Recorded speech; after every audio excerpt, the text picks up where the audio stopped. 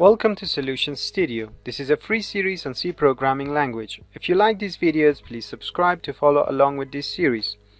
Also, please like and leave a comment and share the video to help spread this series. Hello and welcome to this episode, and in this episode we want to discuss about how to subtract an integer from a pointer.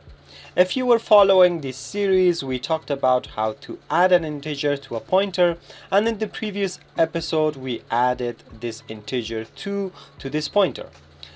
So now let's go and start from the beginning. We have an array v, it has 5 elements, and then we have the v pointer which is pointing to the v array. That means that the v pointer is pointing to the first element of the array, the memory location of the first element. Now we want to print the value of that memory location first before bringing any changes to that pointer. Then the changes that we want to bring is that we want to add that pointer with 2, and we want to see the value after that, and then we want to subtract it by 1, and we want to see the value after that. Let's go and run this program, and as you can see, the original value of pointer was this value ending with 60, and this was the location of the memory of the first element of the array. That is, the first element is 1.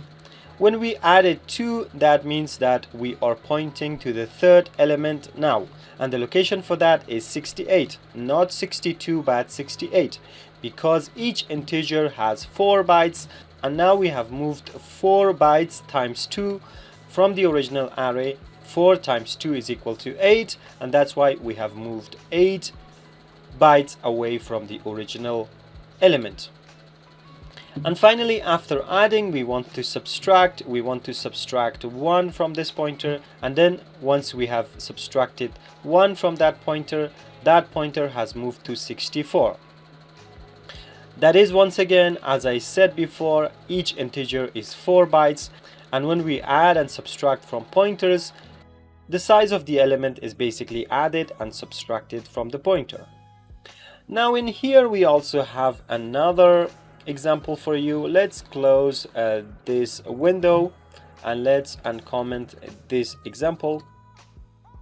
And here we are trying to subtract 4 from this pointer, and as you can see, if we subtract 4 from this pointer, this will be out of the boundaries of the array, so we will no longer be pointing to any element in the array. And if I try to run this program will run fine and there will be no problem at all. But the issue is that this will be a logic error, and this could lead to security problems. So always make sure not to point outside of the boundaries of an array.